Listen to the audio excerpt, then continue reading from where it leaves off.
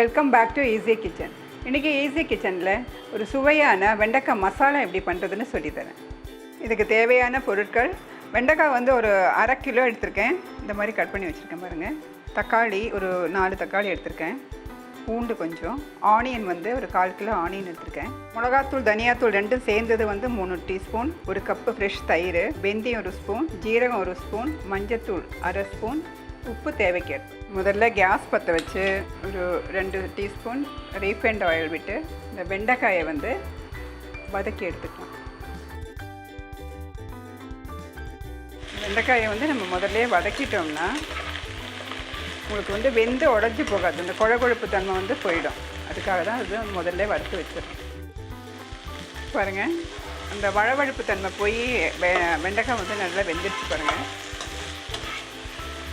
இந்த பருவத்தில் வந்து நம்ம இதை எடுத்து வச்சிடலாம். லைட்டாக இதில் வந்து கொஞ்சம் உப்பு போட்டுருங்க லைட்டாக. இந்த வெண்டைக்காவை வந்து தனியாக எடுத்து வச்சிடலாம் நம்ம. இப்போ இதில் வந்து இன்னும் கொஞ்சம் எண்ணெயை விட்டு, எண்ணெய் நல்லா ஹீட் ஆனதும் இந்த வெந்தயத்தை போட்டுருங்க. ஃபுல் ஃப்ளேமில் தான் வச்சுருக்கேன் நான்.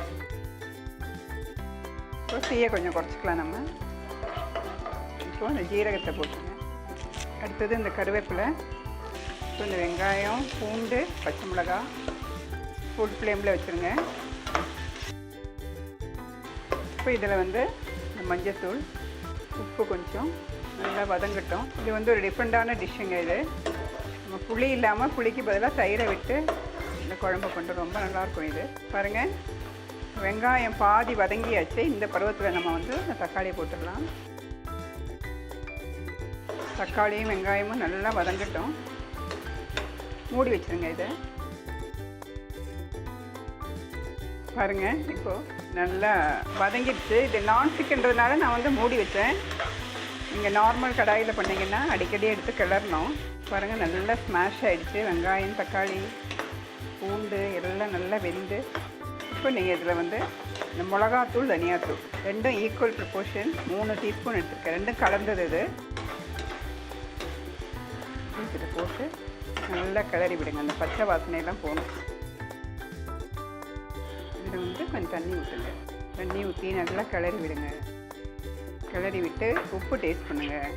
இப்போ இந்த கேர்டு நல்லா மிக்சியில் போட்டு ஒரு அடி அடித்து ஒரே ஒரு ஜஸ்ட்டு அது உடையத்துக்காக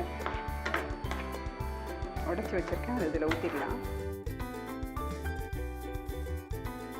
மூடி வச்சுருங்க. ஒரே ஒரு கொதி வரட்டும்.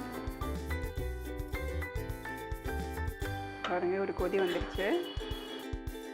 இப்போ நம்ம இந்த வெண்டைக்காவை வந்து ஒரு கிளறி மூடி வச்சுருங்க. ஒரு கொதி வரட்டும். இப்போ பாருங்கள், கொதி வந்தாச்சு. இது ரொம்ப கொதிக்க விடக்கூடாது. மசாலா, சூப்பரான மசாலா. இது வந்து சப்பாத்திக்கு, சாப்பாட்டுக்கு, தோசைக்கு எல்லாத்துக்குமே ரொம்ப நல்லாயிருக்கும். தயிர் சாதத்துக்குலாம் ரொம்ப சூப்பராக இருக்கும். இது டேஸ்ட் பண்ணி பாருங்கள். அந்த உப்பு, புளிப்பு, ஒரு லைட் இனிப்பு எல்லாமே இருக்குது இதில். பிள்ளைங்களுக்கெல்லாம் ரொம்ப பிடிக்கும். உப்பு பத்தலை, கொஞ்சமாக போட்டிருக்கேன். உப்பு மட்டும் டேஸ்ட் பண்ணிவிட்டு போடுங்க, ஒரேடியாக போட்டுறாதீங்க. ரொம்ப ஈஸியான ஒரு டிஷ். சுவையான வெண்டைக்காய் மசாலா ரெடிங்க. இது செஞ்சு பார்த்து டேஸ்ட் பண்ணிவிட்டு கமெண்ட் கொடுங்க.